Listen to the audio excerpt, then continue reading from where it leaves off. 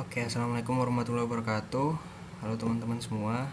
Di sini aku mau jelasin secara singkat cara penggunaan cheat sheet PAKM yang meliputi 4 bab.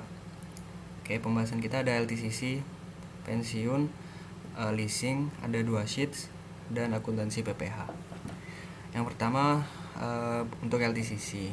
Jadi di sini kita akan bahas latihan 18.11 dari BIS1 ya. Oke, sebelumnya aku jelasin dulu kolom-kolom di sini. Nah, jadi kita bisa langsung input data itu dari kolom sebelah kanan ini, atau bisa juga kita mulai dari sini ke sini. Nah, apa bedanya? Nah, jadi di kolom ini kita itu masukin yang udah bentuknya cost to date. Sedangkan di soal kadang diketahui cost incurred to date gitu. Bedanya apa? Cost to date ini kan sudah bentuknya akumulatif, jadi termasuk di cost tahun sebelumnya. Sedangkan incurred itu tiap tahun gitu. Jadi tahun pertama berapa, tahun kedua berapa, tahun ketiga berapa masing-masing. Sedangkan kita perlunya buat penghitungan perlu yang cost to date yang akumulatif. Nah, kita ngitung di sini. Atau bisa juga langsung masukin di sini. Kalian akumulasi manual. Terus yang ini itu menentukan nilai kontrak. Jadi nilai kontrak atau revenue ini nggak selalu tetap ya. Bisa tetap sama setiap tahun atau bisa juga berubah gitu. Pertama karena adanya insentif. Nah, kalau ada insentif ntar langsung masukin di sini berupa nominal ya, jangan persentase. Kalau misalnya diketahui persentase, kita masukin yang udah berupa hitungan berupa nominal. Terus yang kedua ada denda. Nah, denda ini bisa berupa nominal, bisa berupa peningkatan tiap tahun. Nah, untuk peningkatan tiap tahun itu pakai persentase. Nah, persentase peningkatannya kita masukin di sini. Terus peningkatannya kan ada 2 macam, yaitu dari nilai awal. Kalau kayak gini berarti 5% dari nilai awal, 8% dari nilai awal, atau dari nilai tahun sebelumnya. Nah, berarti yang ini berubah kan karena 8%-nya dari tahun kedua. Oke, di sini masukin total revenue atau nilai kontraknya. Kalau misal nilai kontraknya tidak ada perubahan, ya di sini tidak, kan pasti sama. Nah, ini berubah karena ada denda, ada insentif. Nah, sama bisa juga langsung dimasukin di sini. Masukin di sininya manual gitu. Oke, terus yang ini sama ya. Total cost ini juga kalau emang total costnya ada peningkatan, tergantung soal. Lagi-lagi tergantung soal. Peningkatannya tinggal dimasukin persentasenya di sini, dan input juga sifat peningkatannya itu dari nilai awal atau dari nilai sebelumnya. Ini untuk total cost. Kalau misal total costnya stagnan, maksudnya stagnan itu cuman dari cost to date ditambah estimated cost to complete ya, berarti nggak perlu pakai ini. Bisa langsung input di sini, atau input dari sini juga bisa, tapi peningkatannya tidak. Oke, sekarang kita ngerjain nyoba masukin data dari soal 18.11.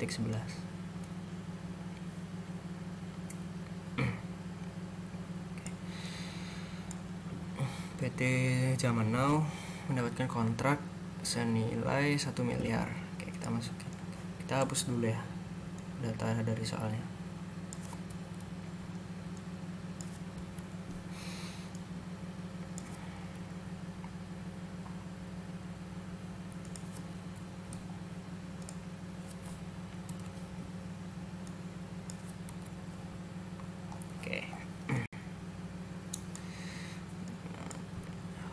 Nilai kontraknya sebesar 1 miliar.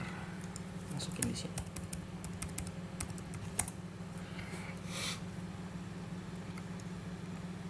Cost to date. Nah, karena ini udah bentuk cost to date ya, berarti kita nggak perlu pakai ini karena ini sifatnya udah akumulatif, jadi nggak perlu ditambah lagi.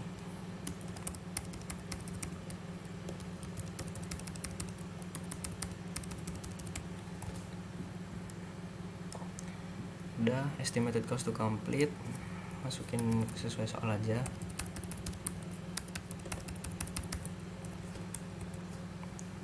Terus billing progress,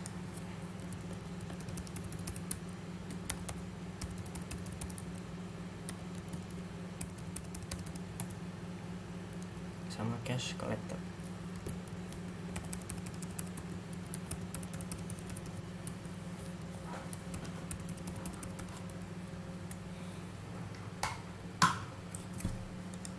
Oke, kita baca keterangan tambahan. Kontrak tersebut mempunyai klausul bahwa nilainya akan disesuaikan dengan inflasi setiap tahun. Nah, berarti nilai kontraknya nggak stagnan. Di sini nggak stagnan 1 miliar kan, karena ada penyesuaian inflasi sebesar 5%. Sedangkan ini dari tahun kedua ditingkatin 5% dari tahun pertama. Sedangkan tahun selanjutnya dinaikkan 8% dari tahun kedua gitu. Nah, berarti ini bisa denda, bisa juga bisa juga kondisi yang lain gitu. Contohnya kayak gini, inflasi kan sama-sama peningkatan ya, sama-sama peningkatan, berarti bisa juga kita masukin di sini gitu, walaupun ini bukan denda gitu. Oke, kita masukin di tahun kedua 5%, tahun ketiga 8%. Peningkatannya dari nilai tahun sebelumnya. Nah, berarti dapat segini. Kontrak berhasil diselesaikan pada tanggal 1 November 2019. Insentif sebesar 0,5% per bulan dari kontrak awal 2017. Nah, di kontrak awalnya kan disetujui bahwa mulainya 1 Januari sampai 31 Desember 2019, yaitu sepanjang 3 tahun. Nah, ternyata kontraknya selesai 1 November 2019 gitu. Jadi 2 bulan lebih awal dari target, ya kan? Maka diberilah insentif sebesar 0,5% per bulan. Oke, berarti karena percepatannya 2 bulan, insentifnya langsung kita hitung 0,5% dikali nilai kontrak ini 1 miliar dikali 2 karena 2 bulan 10 juta. Nah, berarti kita dapat nilai kontraknya segini. Oke, langsung masuk ke sini. Nah, ini bisa kalian isi manual atau bisa dari sini ya, karena ini hasil perhitungan, kita masukin dari sini.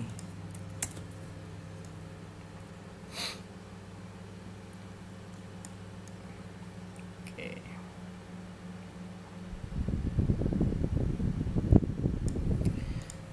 Udah. Nah, sampai sini kan kayak PT Jamana menggunakan metode percentage of completion.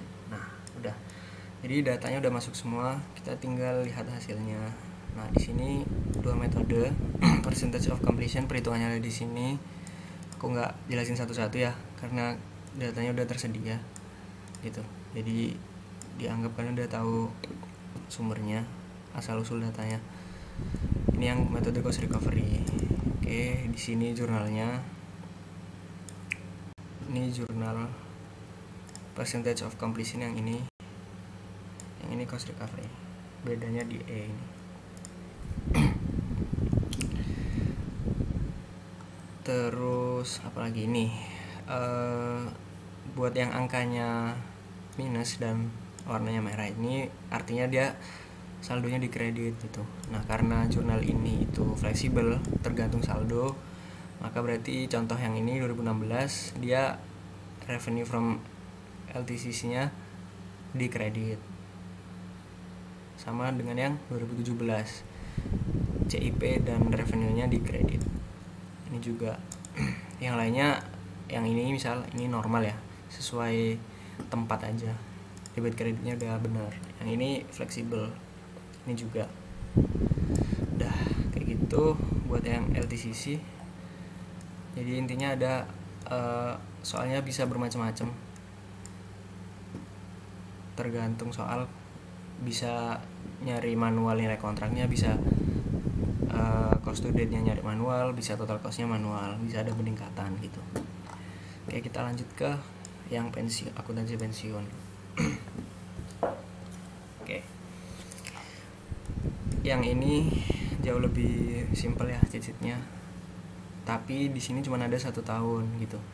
Jadi kita harus masukin kalau misal lebih dari 1 tahun ya soalnya, buat ngerjain tahun kedua kita harus masukin saldo di akhir tahun pertama jadi saldo awal di tahun selanjutnya. Oke, gimana, kita coba langsung. Sini sebenarnya udah ada instruksinya ya, tinggal dibaca aja. Oke, 31 Desember saldo DBO sebesar 6,255 miliar. Oke, DBO awal tahun. Ini akhir tahun 2017 berarti jadi awal tahun 2018 ya.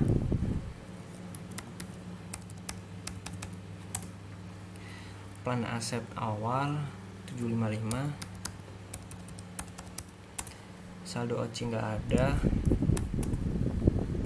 Oke. Service cost 2018 1499600. Sorry. Ini service cost, bukan pas service cost.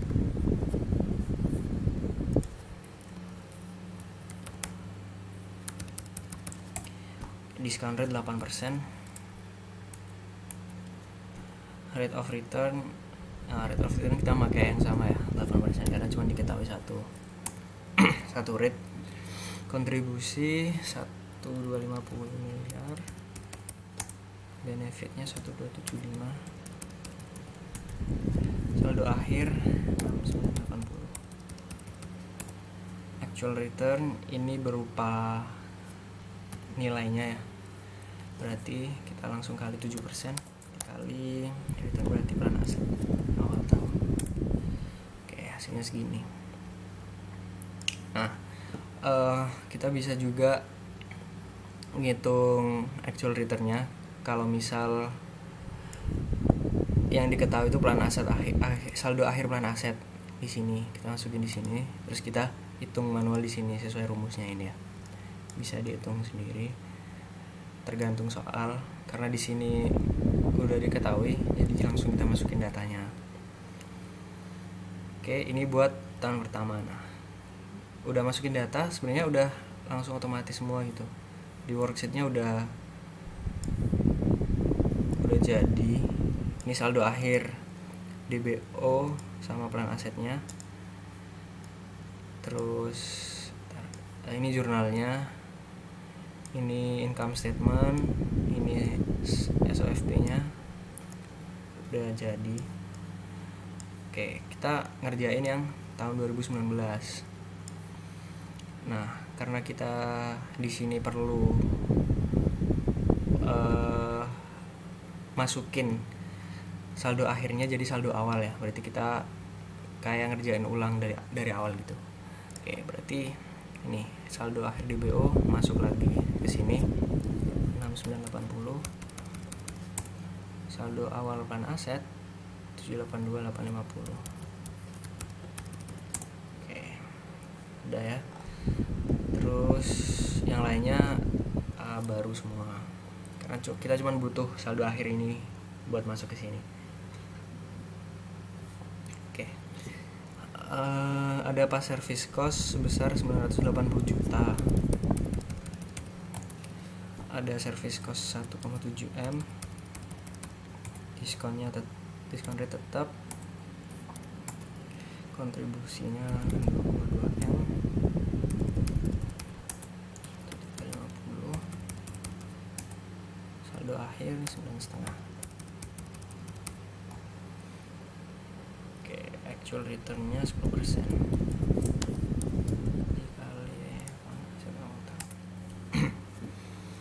Nah, sama kayak tadi ya, udah jadi nih ya.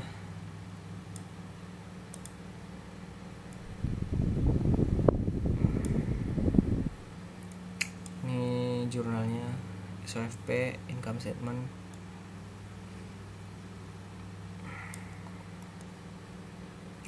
Udah sih, kalau ini jauh lebih simpel. Terus kita lanjut ke leasing. Nah, di sini leasing sebenarnya ada 2 sheets, itu cuman buat jaga-jaga ya. Ini sebenarnya sama aja gitu. Bedanya di mana? Bedanya di di sheets yang ini kita masukin kita nyari paymentnya tuh dari fair value asset gitu. Kalau yang ini kita dari cicilan pokok. Jadi bedanya cuma di sini. Nah, ini kan kosong di sini. Ini ada cicilan pokok sewa. Kalau yang ini di sini kosong, di sini ada fair value asset. Nah, bedanya cuma di situ. Oke, kita langsung nyoba ngerjain soal 2015 visual. Perusahaan AMX merakit perangkat menyewakannya ke pusat medis. Oke, sifatnya non cancelable, tidak dicantumkan klausul opsi beli dan transfer kepemilikan. Periode sewa 5 tahun. Usia manfaat rata-rata 6 tahun. Berarti economic life-nya 6 tahun. Jenis cicilan bisa diganti di sini ya, annually atau semi annually. Terus ini fair value, harga jual normal. Nah, nih fair value-nya 485 juta. Cost-nya AMX mengakui biaya perakitan alat. Cost alat itu 380 juta. Legal fee 20 juta. Nah, legal fee ini karena yang membayar adalah lessor ya. Yang membayar legal fee kan AMX sebagai lessor. Kita masukin di sini initial direct cost 20 juta di sisi lessor. Ini ada sisi lesi, ada sisi lessor ya. Nah, di sini asumsinya menggunakan net lease, nggak pakai yang gross. Oke. Terus kita lanjut ke nilai sisa digaransi. Oke, berarti kita masukin di sini. Ini bisa unguaranteed, bisa guaranteed. Kita masukin yang guaranteed. Ada nilai sisa 70 juta yang digaransi oleh lesi. Namun PMH mengestimasikan nilai residu yang diharapkan 60 juta. Berarti ada selisih 10 juta ya. Kita masukin di sini. Nah, selisih 10 juta langsung masuk ke sini. Kayak gini. Atau bisa kalian hitung manual langsung masukin bisa. Oh ya, ingat di sini bakal ngaruh kalau nilai estimasinya di bawah nilai residu. Kalau misalnya nilai estimasi di atas nilai residu, berarti di sini dikosongin aja. Kalau ada BPO masukin di sini. Karena ini nggak ada. Terus oke, udah dapat probable cost-nya 10 juta. Terus infonya diketahui bunga implisit 8%, incremental 9%. Bunga implisit diketahui oleh lesi, berarti kita pakai bunga implisit untuk lesi dan lessor 8%. Nah, karena udah semuanya datanya udah masuk. Nah, di sebelah kanan atas ini tuh uji kriteria ya. Ada 5 kriteria ini. Nah, untuk yang transfer kepemilikan dan opsi beli ini enggak, kalian bisa baca dari soal sendiri ya. Nggak perlu di cheat sheet. Ini juga apakah ada alternatif penggunaan atau tidak. Ini tinggal kalian sendiri aja. Kalian tentukan sendiri.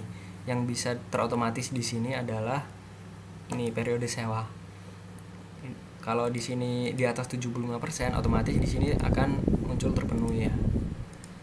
Di sini juga untuk yang persentase PF sama fair value-nya untuk 90% dan ke atas pasti bakal terpenuhi di sini. Kalau misalnya di bawah 90%, ntar munculnya tidak terpenuhi. Begitu juga untuk yang periode sewa. Oke. Di sini ada faktornya. Ini single, yang ini single, yang ini due annuity. Ya, single annuity, due annuity. Ini mungkin bakal diperluin buat ngitung di lembar UAS nanti ya. Ini kalian bisa ambil dari sini faktornya. Terus oke, di sini jawaban yang udah terotomatisasi ada di sisi lesi dan di sisi lessor. Oke. Di sini udah dapat ya cicilannya sampai ke PV payment. ditambah PV probable cost, udah jadi lease liability. Langsung masuk ke sini. Ini tabel amortisasinya. Nah, karena ini 5 tahun, kita cuma pakai sampai ke tahun kelima. Nah, tapi karena di soal ini, khusus soal ini ada probable cost tadi ya, probable cost tambahan, additional cost itu 10 juta, berarti ada di akhir tahun ya. Karena ini 1 Januari, ini bisa dibayar di 31 Desembernya, di tahun kelima tetap 10 juta, baru dia sampai ke 0. Berarti kita pakai sampai ke ini, sampai ke kolom ke-6, sampai dia nilainya 0. Oke, kalau ini nggak ada probable cost, pasti nolnya di tahun kelima ya. Oke. Terus ini perhitungan depresiasinya, ini jurnalnya. Oke, ini jurnal pengembalian di akhir. Terus ini di sisi lesor sama perhitungannya. Ini PV payment, ini cicilannya, ini cicilan plus executory cost kalau misal ada executory cost, karena di sini nggak ada jadi nilainya sama. Terus ini PV probable cost, probable costnya ini dari guarantee residual value. Oke, terus ini tabel amortisasinya, sama aja kita makainya 5 tahun, tapi karena ada residual value 70 juta, jadi di akhir tahun kelima ada pengembalian barang yang nilainya 70 juta dijamin oleh lesi. Oke, berarti di sini pasti ada senilai residual value-nya. Terus sama ini jurnalnya, dan di akhir ada laporan laba rugi. Oke. Untuk yang ini, karena ini hampir semuanya sama ya, urut-urutannya sama, informasinya juga sama, bedanya cuman kita masukin di sini. Kalau misal di soal diketahui cicilan pokoknya, langsung masukin di sini cicilan pokok di sini. Ya sama aja sih, cuman bedanya di sini kalau misal nggak diketahui fair value asetnya gitu. Oke. Untuk leasing cukup segitu aja. Oke, mungkin lanjut ke PPH. Untuk akuntansi PPH sendiri ini tuh sebenarnya tergantung soal gitu ya. Jadi mungkin menurutku bakal kurang efektif buat ngitung koreksinya. Di sini tuh tetap harus ngitung manual gitu. Jadi misal dari soal ini kita masukin koreksi positif, koreksi beda tetap positifnya secara total berapa. Kalau misal dari sini dapatnya dari beban sumbangan 700 juta ditambah beban pensiun nih, selisihnya 600 juta. 700 tambah 600 masuk ke sini 1.300.000. Untuk yang negatif ini dapatnya dari pendapatan sewa 200 juta masuk ke sini. Oke, terus yang beda temporer juga 100 juta dapatnya dari beban depresiasi. Nah, kita tetap harus nentuin manual gitu. Harus nentuin manual dan menjumlahkan kalau misalnya ada lebih dari satu. Terus baru dimasukin ke sini. Nah, baru mulai dari step itu baru bisa di otomatisasi gitu. Nah, sama untuk kredit pajaknya juga ini tuh bisa diganti sesuai soal gitu. Karena ini misal cuman ada pasal 23 tinggal dihapus aja. Nanti pasal berapapun yang kalian masukin di sini bakal langsung muncul di jurnalnya gitu. Nah, ini cuman ada ini ya, kredit pajaknya ada, kredit pajak yang dicatat sebagai pajak dibayar di muka 5 miliar. Kita masukin di sini. Terus laba sebelum pajak 60 miliar masuk ke sini. Terus tarif 25% nih. Oke, udah. Jadi jurnalnya cuman ini dan ini. Nah, untuk pajak tangguhan ini benar-benar tergantung dengan kondisi soalnya, jadi nggak tersedia gitu. Yang bisa dicicilin cuman ini. Ini udah terotomatisasi sampai sini, sampai ke jurnalnya. Oke, sekian untuk penjelasan singkat penggunaan cheat sheet PAKM. Jika ada yang ingin ditanyakan, silakan langsung chat ke kontak person ya. Ada aku, Sahda, sama Dimas. Oke, makasih. Wassalamualaikum warahmatullahi wabarakatuh.